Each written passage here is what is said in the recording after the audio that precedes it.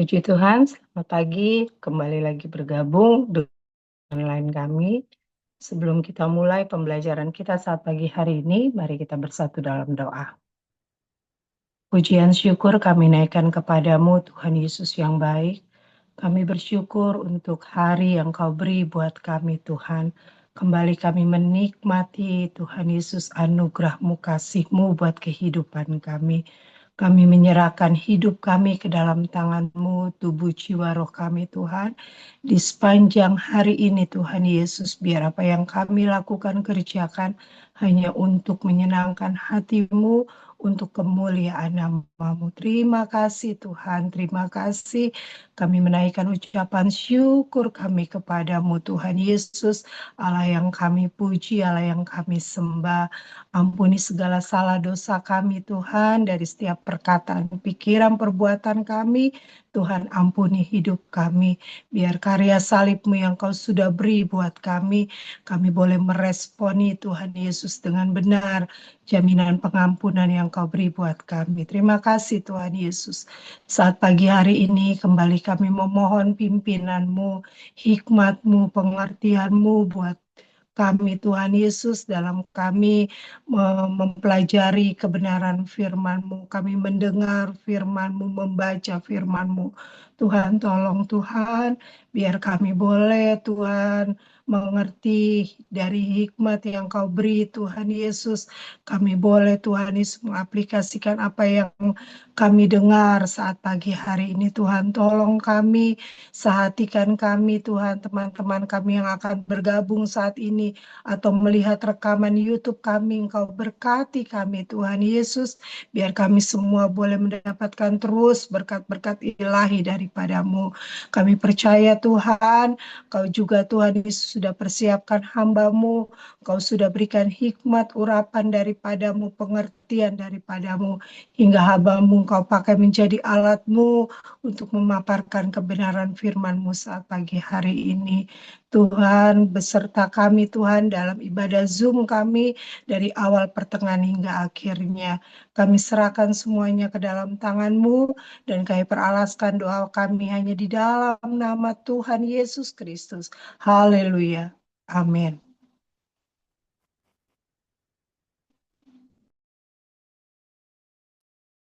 Puji Tuhan, segala hormat kemuliaan bagi Tuhan. Kita lihat sama-sama di pagi hari ini, fondasi dasar keluarga. Fondasi dasar keluarga. Sesuai dengan buku acuan utama kita, Pemuritan Keluarga, karangan Matt Chandler and Adam Griffin.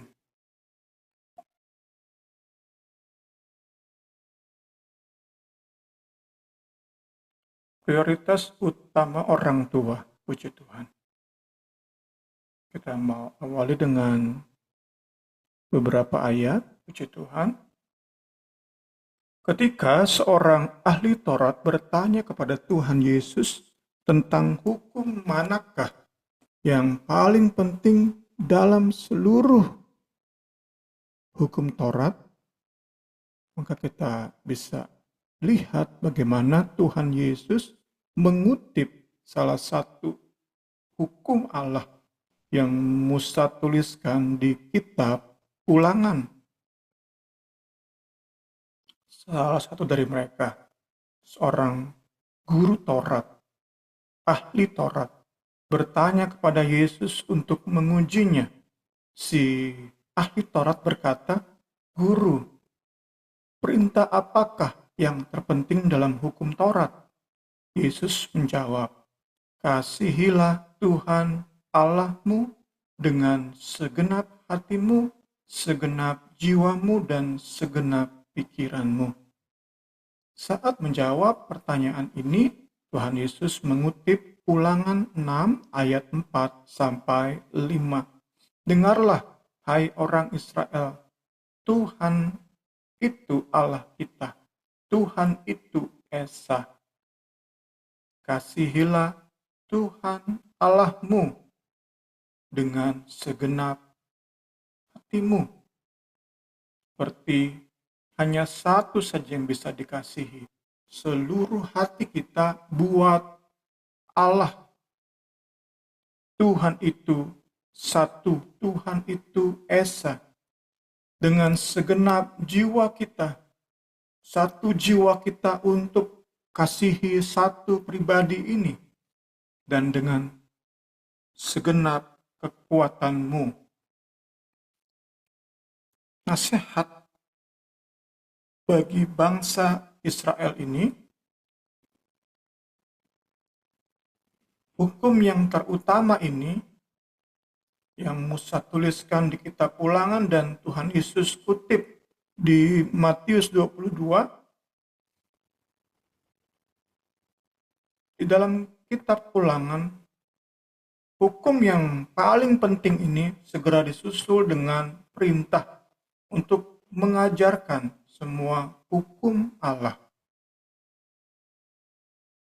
Hukum Taurat dan hukum mengasihi Allah, perintah mengasihi Allah dengan segenap hati, jiwa, pikiran,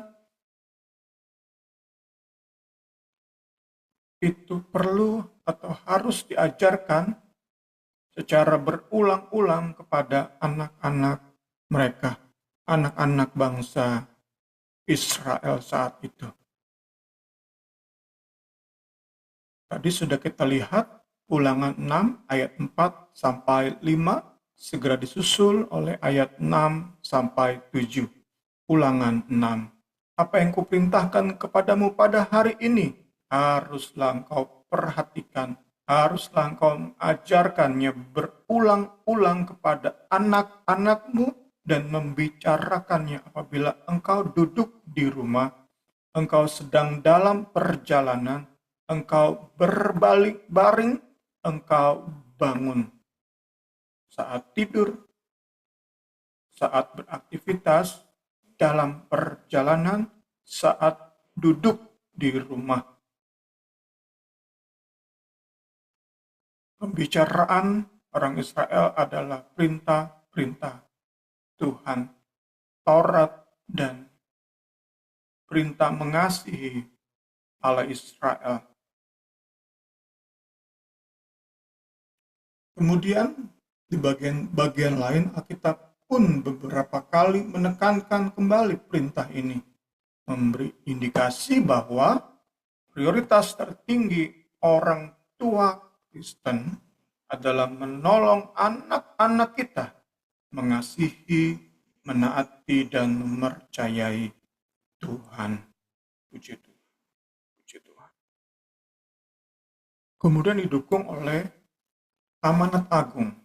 Selain terkait langsung, nempel langsung dengan perintah terpenting di dalam PL, tugas memuridkan keluarga pun terkait langsung. Jadi selain terkait langsung dengan perintah utama, perintah paling penting, memuridkan keluarga juga nempel terkait dengan amanat agung yang sama-sama keluar dari mulut Tuhan Yesus sendiri. Karena itu pergilah, jadikanlah semua bangsa muridku, baptislah mereka dalam nama Bapa, Anak, dan Roh Kudus. Dan ajarlah mereka melakukan segala sesuatu yang telah kuperintahkan kepadamu. Dan ketahuilah aku menyertai kamu senantiasa sampai pada akhir zaman. Perintah meneruskan ajaran, perintah mengajarkan berulang-ulang.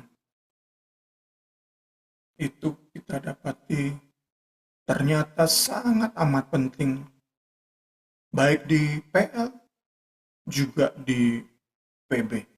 Lagi ini memberi penegasan, kiranya ini berjejak di hati setiap orang tua, baik yang akan mendengar rekaman YouTube kita, juga lewat sharing kita kepada orang tua di sekitar kita, kiranya pesan ini bisa mendarat dengan mantap di hati pikiran orang-orang tua di sekitar kita. Prioritas kita sama-sama memuridkan anak, mengajarkan berulang-ulang kebenaran sejati, mengajarkan apa yang Yesus ajarkan. Puji Tuhan, puji Tuhan. Kiranya kita bisa masuk ke dalam bagian-bagian yang membuat hidup kita bisa teratur, mana yang utama, mana yang sekunder, mana yang terpenting, mana yang kurang penting.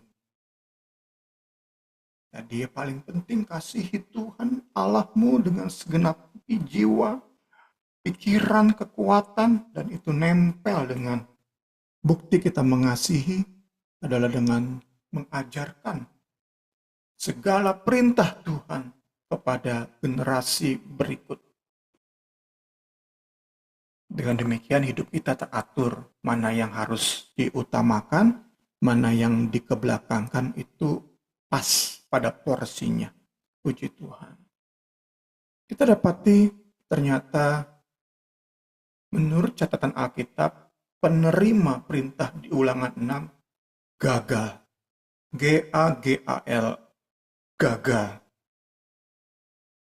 Gagal mereka dalam meneruskan hukum-hukum Allah, mewariskan perintah-perintah Allah, meninggalkan warisan sikap hati mengasihi Allah dengan segenap hati, segenap jiwa. Emang nggak bisa terpisahkan jika hanya ngajarin lewat mulut, tetapi tingkah laku para orang tua Israel saat itu tidak menunjukkan bahwa mereka turut perintah Allah. GAL, gagal. Ini yang kita dapati di Hakim-Hakim 2 ayat 10. Setelah seluruh angkatan itu, angkatan penerima perintah Ulangan 6 dikumpulkan pada nenek moyangnya, meninggal, bangkitlah sesudah mereka itu angkatan yang lain, generasi yang lain yang tidak mengenal Tuhan ataupun perbuatan yang dilakukannya bagi bangsa Israel. Borok-borok mengasihi Tuhan dengan segenap hati. Kenal Tuhan aja enggak. Kemungkinan besar mereka hanya sekadar tahu bahwa generasi pendahulu mereka menyembah satu Allah, dibela oleh satu Allah. Tetapi mereka nggak bisa mengenal, apalagi mengasihi dengan segenap hati, jiwa, pikiran, kekuatan. Nah, belajar dari kegagalan mereka, kita orang tua kiranya bukan hanya bermimpi, bercita-cita, punya ekspektasi, memiliki anak-anak yang terus belajar mengasihi Tuhan dengan segenap hati. Bukan hanya punya ekspektasi, tapi sungguh berjuang tanpa kenal Allah, melakukan semua yang diperlukan untuk anak-anak kita. Belajar mengenal Tuhan.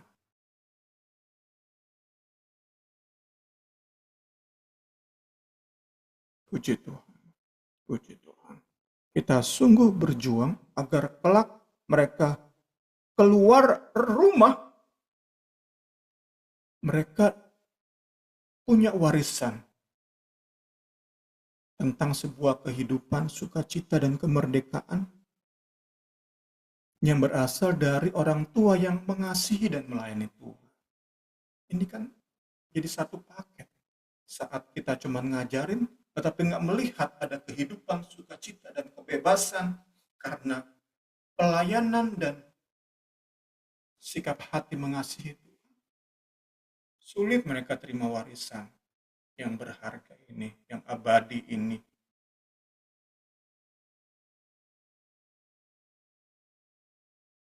Kita sungguh berjuang, bukan hanya dengan lisan, dengan bahkan kita punya gadget sekarang, dengan tulisan di WA,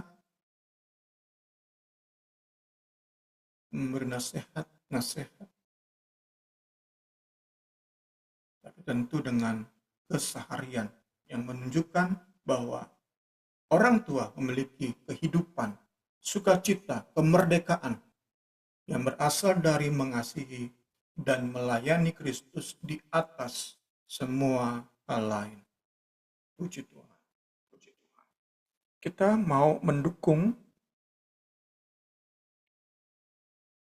kebenaran ini dengan melihat satu poin lagi, diambil dari buku acuan satunya lagi, karangan Gary Thomas, Secret Parenting. Kita mau melihat sama-sama penegasan terhadap tadi kebenaran yang sudah kita lihat sebelumnya tentang mewariskan kebenaran. Kita mau melihat bagian ini, pribadi, perintah, perbuatan ajaib Tuhan itu merupakan hal-hal yang tak lekang oleh pergantian generasi. Ini kiranya kita dapat pahami dan ingat betul. Pahami, ingat banget. Pahami, ingat banget. Pribadi, perintah, perbuatan ajaib Tuhan, kebaikan-kebaikannya. Dan segala sesuatu tentang Tuhan itu merupakan hal-hal yang tak lekang oleh pergantian generasi. Saat orang tua gagal mewariskan apa yang tak lekang ini, apa yang abadi ini,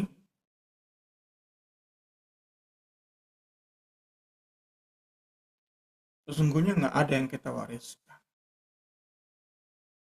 Sesungguhnya nggak ada yang kita wariskan. Saat kita hanya bekerja keras, menghabiskan waktu, tenaga, pikiran kita, hanya untuk mewariskan harta, rumah, kendaraan roda 4 bagi anak-anak, maka 100-200 tahun ke depan sama sekali nggak ada keberartian, nggak ada nilai yang kita tinggalkan. Uang deposito habis, 100-200 tahun ke depan habis, benar-benar habis. Kita bisa bayangkan, dahulu saya baca kemarin mobil Jepang yang terbaru di tahun 70-an. Itu harganya ratusan ribu atau puluhan ribu rupiah. Jadi, sekaya-kayanya orang tahun 70-an, nenek moyang kita mungkin punya duit di bank 1 juta, sekarang ini nggak ada artinya sama sekali. Sama sekali. Itu hanya berbeda berapa tahun? 70, 50 tahun. Udah nggak ada arti sama sekali. 1 juta tahun 70 di tabungan, untuk kita sekarang nggak ada arti sama sekali. Juga dengan rumah menjadi runtuhan sekarang. Kendaraan mobil menjadi rongsokan sekarang. Jadi kalau kita nggak wariskan sesuatu yang tak lekang oleh waktu, tak lekang dengan pergantian generasi, secapek-capeknya kita kerja, sebanyak-banyaknya waktu kita habiskan mengejar harta benda, nanti anak atau cucu cicit kita nggak dapat apa-apa dari kita. Nggak dapat apa-apa. Sama sekali.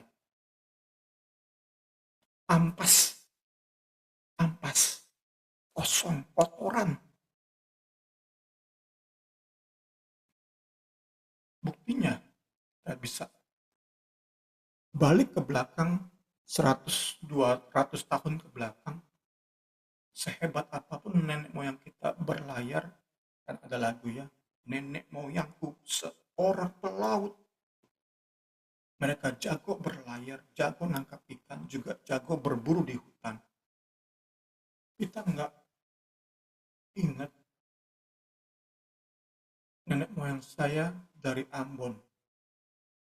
Mungkin 100-200 tahun yang lalu, nenek moyang saya bisa berburu babi hutan 10 babi dalam sehari. Seorang yang perkasa banget, jago banget, sangat-sangat dihargai saat itu. Sukses bagi ukuran saat itu. Bagi kita sekarang, nyari babi hutan emang buat apa? Punya babi hutan sebagai santapan di rumah, buat apa?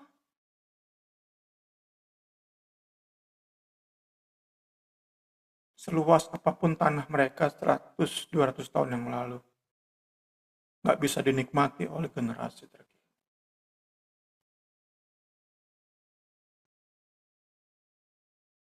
Ukuran sukses saat ini sangat mungkin, hampir pasti, 99% dapat dipastikan, bukan lagi ukuran sukses di 100 tahun sampai 200 tahun mendatang. Ukuran sukses bagi semua masyarakat berbeda-beda di setiap zamannya.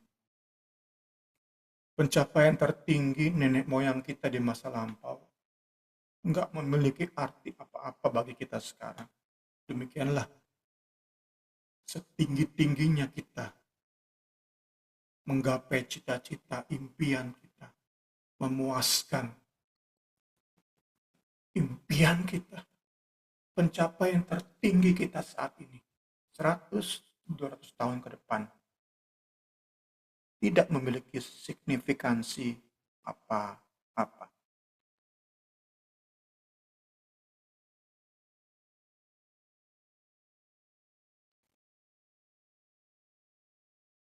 Bagi saya, termasuk contoh, seorang pendeta,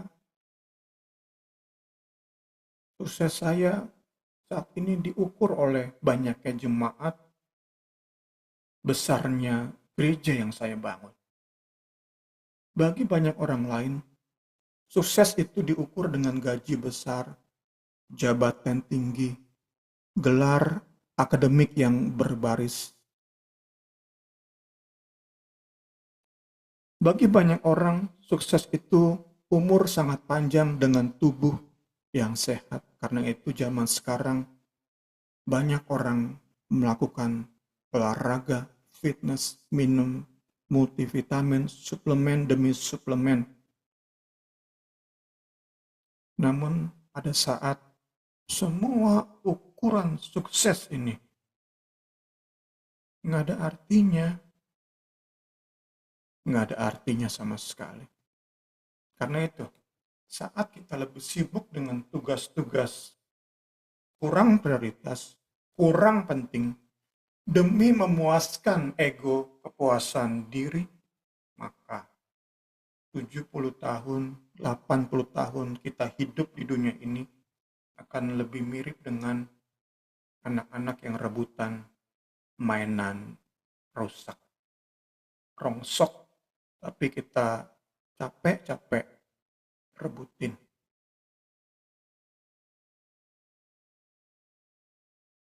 Belajar dari buku sejarah. Sebenarnya hanya 1 dari 10 juta orang di antara kita yang akan diingat dalam sejarah. Dari miliaran orang di masa lampau. Dari abad pertama sampai abad 21 ini. Miliaran, mungkin lebih orang di masa lampau.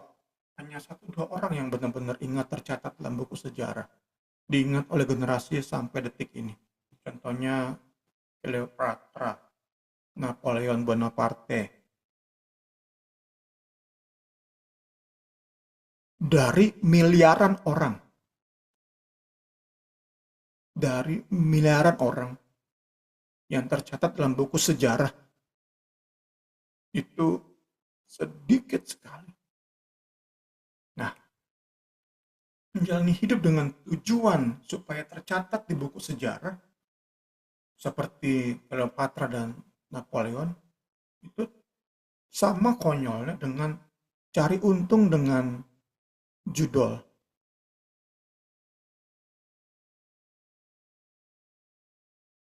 Kita itu sama dengan mewarisi mainan rusak kepada generasi-generasi berikut.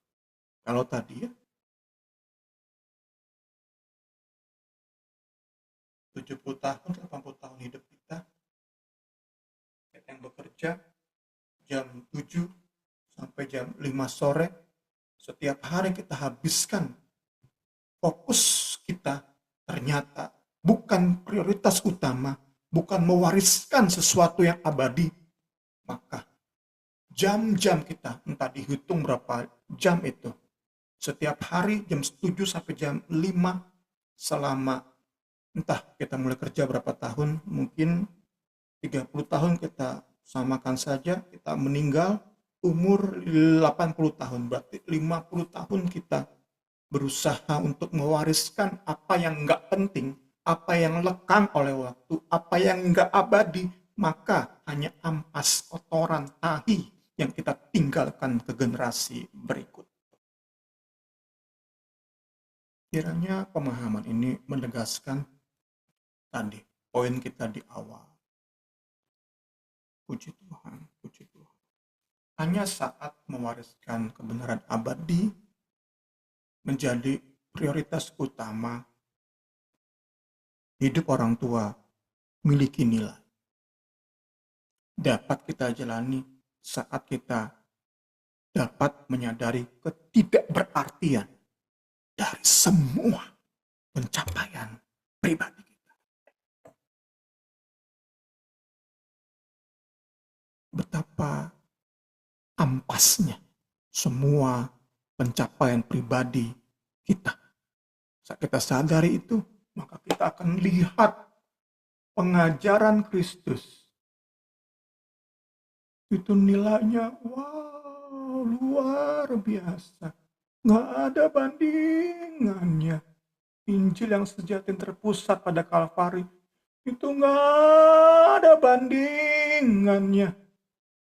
Saat kita bisa lihat segala bentuk kesuksesan menurut dunia saat ini, itu benar-benar ampas.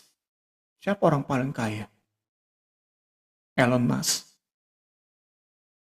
100-200 tahun ke depan, apakah akan diingat dia? Belum tentu. Belum tentu ia masuk dalam buku sejarah. Benar-benar dilupakan. Kekayaannya habis.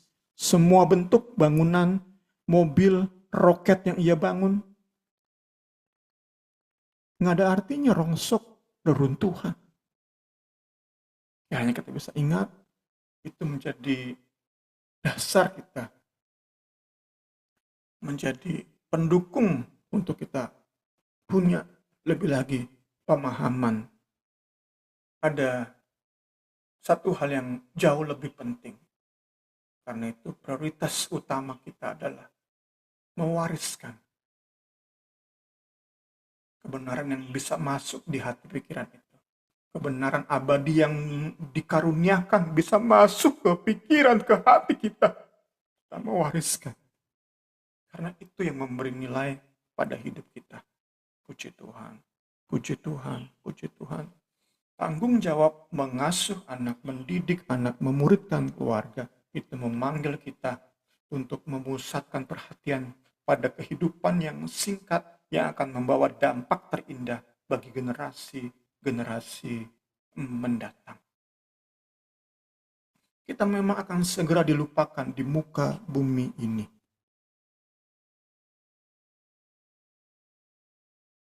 Saya yakin cucunya Jefta itu sama sekali nggak ingat saya. Seperti saya udah nggak ingat opanya papi saya, cucunya Jefta, nggak ingat sama sekali saya. Anaknya Jefta mungkin masih kenal saya.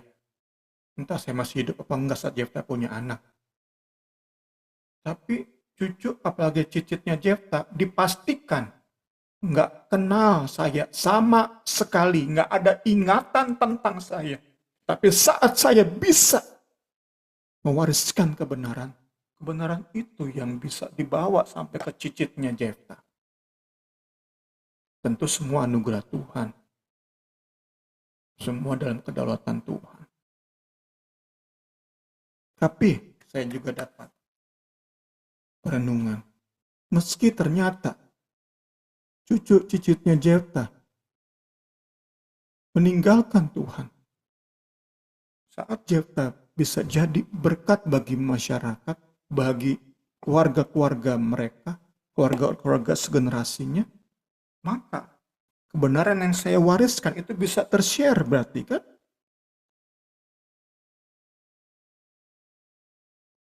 Kita dapat lebih dan lebih lagi menghargai pengajaran yang Alkitabiah.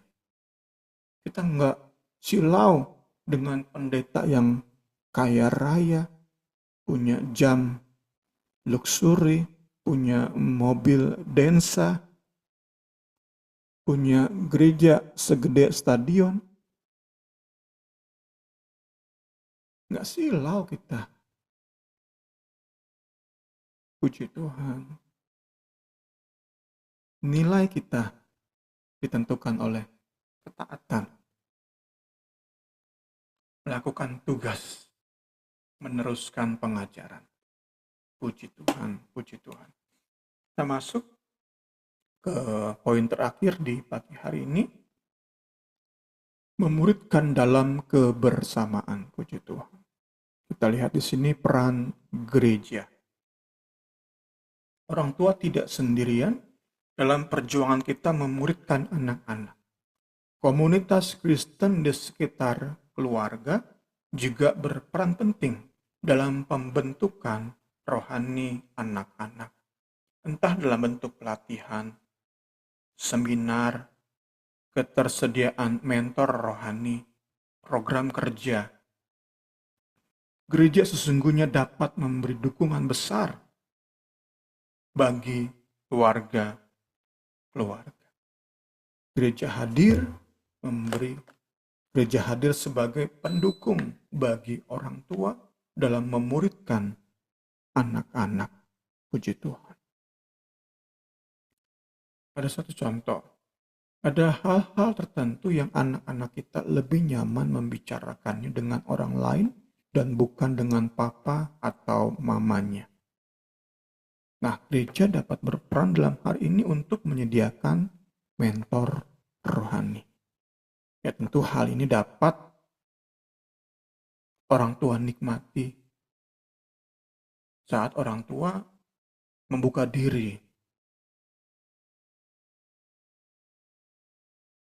Saat orang tua tertutup, tentu tadi ya, kehadiran orang yang membantu anak-anak saat mereka butuh orang lain untuk share, itu nggak ada.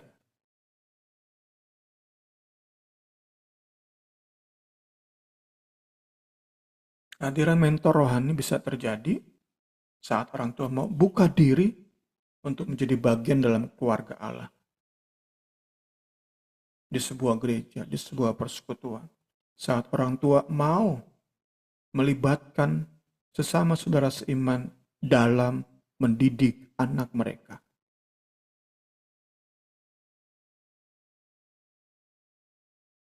Di sisi lain, gereja perlu setia pada kebenaran yang murni dan Injil yang sejati. Tadi kita bandingkan dengan pendeta-pendeta aliran karismatik, teologi kemakmuran. Gereja mereka besar-besar banget. Apalagi di Amerika Serikat. Besar-besar banget. Jemaatnya banyak-banyak banget. Tapi what for sih? Kita bisa bayangkan mereka itu mirip penonton sepak bola kok. Fanatisme mereka, hobi mereka, jadi generasi berikutnya hilang kok. Sama seperti saat di Kolosium, begitu banyak orang nonton gladiator berperang. Itu kan hiburan mereka saat itu, di zaman Romawi kuno. Sama seperti sekarang, orang bersorak-sorak menonton pemain bola bertanding. Sama, serupa. Ada artinya sekarang gladiator berperang, Kolosium dengan megahnya menampung ribuan mungkin warga kota Roma. Ada artinya bagi kita? Enggak. Bahkan orang-orang menganggapnya sebagai kekejaman. Orang-orang zaman now yang mendewakan HAM melihat gladiator berperang dengan sesama gladiator bertempur, berkelahi dengan binatang buas, itu sebagai kekejaman saat ini. Mungkin 100-200 tahun ke depan, dua kesebelasan bertempur di lapangan main bola oleh generasi 100 tahun ke depan itu sebagai perbudakan. Mungkin aja. Buktinya, apa yang biasa dilakukan gladiator di zaman Romawi kuno, sekarang kita anggap sebagai kekejaman. Mungkin aja kan. Tadi ya, seperti ukuran sukses di setiap generasi itu beda-beda. Ukuran kekejaman sangat mungkin berbeda-beda juga. Kekejaman penilaiannya oleh masyarakat. Kesuksesan oleh masyarakat. Kita bisa sama-sama dalami kebenaran ini. Gereja perlu terus setia dengan kebenaran sejati. Sehingga bisa ngajarin orang tua, bisa ngajarin anak-anak kebenaran sejati, Injil yang murni. Setia dalam menceritakan kuasa dan kesetiaan Tuhan, menyaksikan karakternya, mengajarkan jalan-jalannya. Ulangan 6, kita masuk ke bagian-bagian akhir di pagi hari ini, memanggil semua orang Israel untuk mengenal satu-satunya Allah yang benar, mengasihinya dengan segenap hati dan dengan rajin. Ya, ini perintah ulangan 6. Membangkitkan generasi mendatang yang juga sama, mengenal satu Allah, mengasihinya dengan satu jiwa, seluruh jiwa. Demikian sehingga mengasihi istri, anak-anak, ya dengan ini, dengan satu yang sudah dipersembahkan kepada Allah. Bukan dengan belahan-belahan hati kita, enggak. Dengan satu hati yang sudah dipersembahkan kepada Allah. Itu cara kita mengasihi istri, mengasihi anak kita.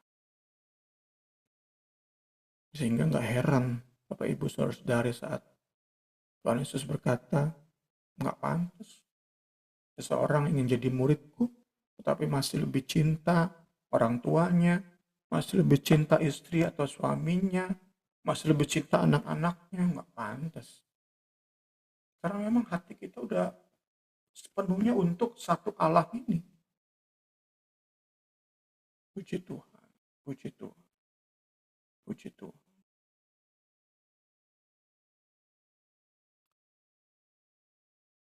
Nah, meskipun berdasarkan ulangan 6, meskipun orang tua memiliki tanggung jawab utama, memegang tanggung jawab utama, tetapi family of church, keluarga gereja, keluarga Allah di sebuah komunitas, di sebuah gereja, di sebuah persekutuan, secara keseluruhan dalam kesehatian juga dipercayakan tugas, kewajiban memuridkan generasi mendatang.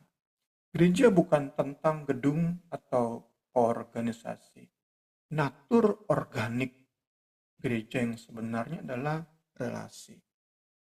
Kemudian kita terus belajar bahwa gereja itu orangnya, bukan gerejanya, gedungnya, bukan organisasi denominasinya, tetapi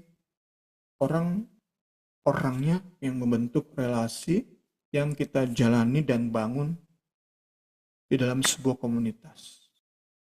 Tadi ya, gereja, natur organik gereja. Karena organik tumbuhnya itu pelan-pelan. Kalau untuk nambah jumlah jemaat kan gampangnya pengusaha jadi gembala sidang, jor-joran. Seperti kita lihat, saya suka kopi kenangan buka. Pemodalnya punya investor yang sangat amat kaya raya. Duit untuk jadi modal kopi kenangan itu sangat-sangat besar. Sehingga mudah sekali bangun di mana-mana. Demikian pula seorang pengusaha jadi gembala punya duit sangat banyak, mudah untuk memenuhi gereja dengan ratusan bahkan ribuan jemaat. Itulah gereja sebagai mesin, melihat gereja sebagai sesuatu yang mekanik. Tetapi gereja naturnya bukan mekanik, gereja naturnya organik.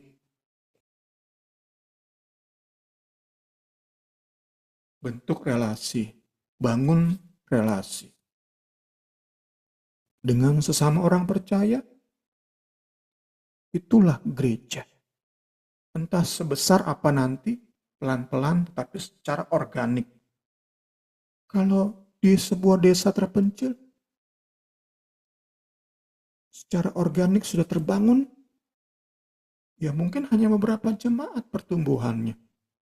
Tadi, terbangun relasi dalam pengajaran yang benar, seperti pohon yang bertumbuh, berbuah, hasilkan buah-buah, jiwa-jiwa datang. Tapi di sebuah desa terpencil ya sebanyak-banyak jiwa, ya segitu. Segede-gedenya gereja, semewah-mewahnya gereja, jadi terpencil. Ya segitu. Kita bisa bayangkan sama-sama. Tapi yang terpenting organiknya dapat. Itu yang kita kejar.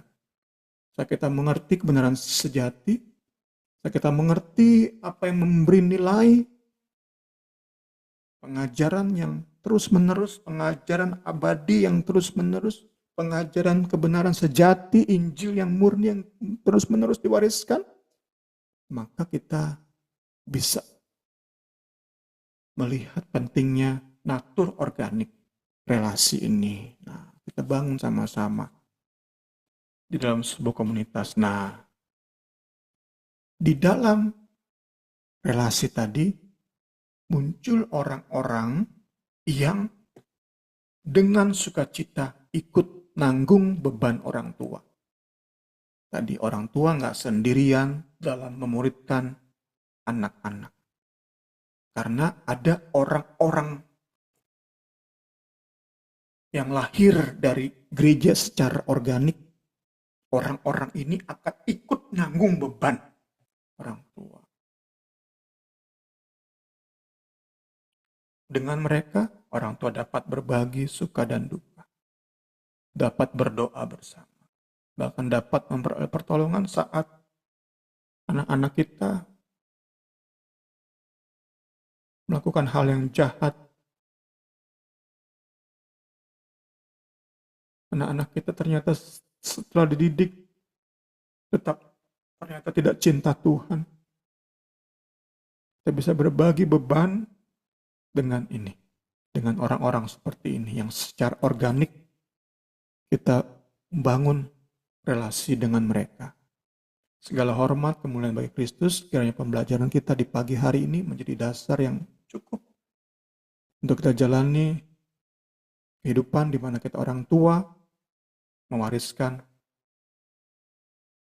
kebenaran abadi, mewariskan nilai pada anak cucu kita, dan para junior, para senior, para pimpinan di gereja bisa mewariskan bagi junior generasi berikut. Segala hormat, kemuliaan bagi Yesus Kristus, saya kembalikan kepada Ibu Rin. Iya, selamat pagi. Di sini, oh ada Kak Dina, di sini ada Niar.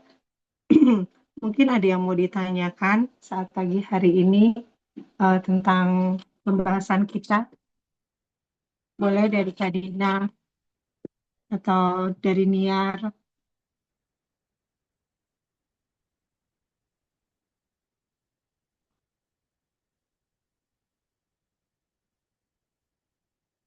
Oke, iya sama-sama.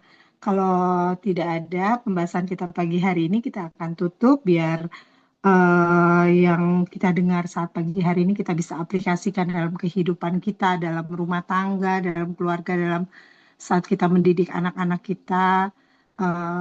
Niar juga nanti akan mempersiapkan keluarga. Kalau saat ini dipercayakan menjadi pelayan senior, bisa buat juniornya diterapkan. Itu saja. Nanti kita akan tutup pagi ini. Nanti Niar yang berdoa ya Niar. Iya, baik hari ini. Mari kita berdoa. Bapa dalam surga, kami berterima kasih ya Tuhan Yesus untuk setiap kebenaran yang Tuhan sudah bagikan kepada kami ya Bapa. Sungguh Tuhan, kami membutuhkan kuasa roh-Mu ya Tuhan Yesus. Dalam kami, Tuhan Yesus, mengemban tugas-Mu yang mulia untuk mendidik generasi-generasi kami ya Bapa. Tuhan Yesus, seringkali kami tidak mampu, seringkali kami terfokus kepada hal-hal lain dalam kehidupan ini ya Bapa, sehingga kami mungkin tidak cukup ya Tuhan Yesus dalam membekali generasi-generasi yang Tuhan percayakan kepada kami ya Bapa.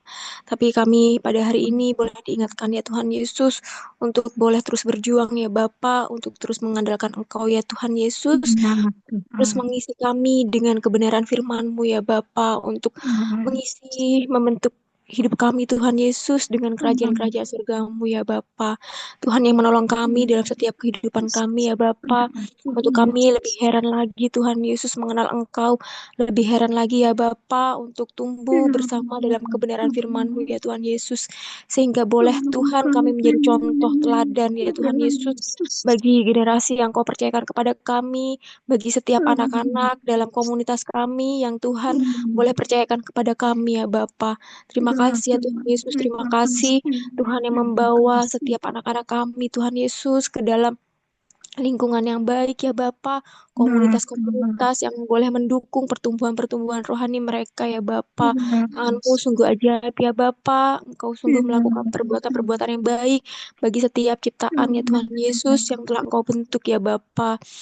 Terima kasih ya Tuhan, terima kasih memberkati Bung Semi dan setiap pengajaran demi pengajaran, baik itu untuk hari Selasa, Jumat, dan setiap ibadah Tuhan Yesus, segala apa yang menjadi firman yang ia bagikan Tuhan Yesus boleh berasal daripadamu, boleh memberkati kami ya Tuhan Yesus. Engkau singkapkan Tuhan, lebih heran lagi ya Bapa, setiap rahasia-rahasia firman-Mu Tuhan Yesus boleh menjadi kekuatan yang baru, boleh menjadi Tuhan Yesus inspirasi yang baru bagi kami semua. Terima kasih Tuhan, kami percaya Engkau memberkati setiap kami yang ada di sini pada pagi hari ini, biar kami hari ini Tuhan boleh lebih dengar-dengaran akan suara-Mu, boleh lebih lagi Tuhan Yesus mengenal Engkau lebih heran lagi. Terima kasih, memberkati juga teman-teman kami yang belum hadir. Tuhan yang tolong ya Tuhan Yesus, baik melalui YouTube, melalui firman-firman yang telah Engkau berikan kepada mereka Tuhan Yesus. Tuhan juga terus Tuhan berbicara kepada mereka ya Tuhan Yesus. Terima kasih ya Tuhan. Inilah yang menjadi doa yang kami pada pagi hari ini. Kami mengucap syukur hanya dalam nama Tuhan Yesus Kristus. Haleluya. Amin.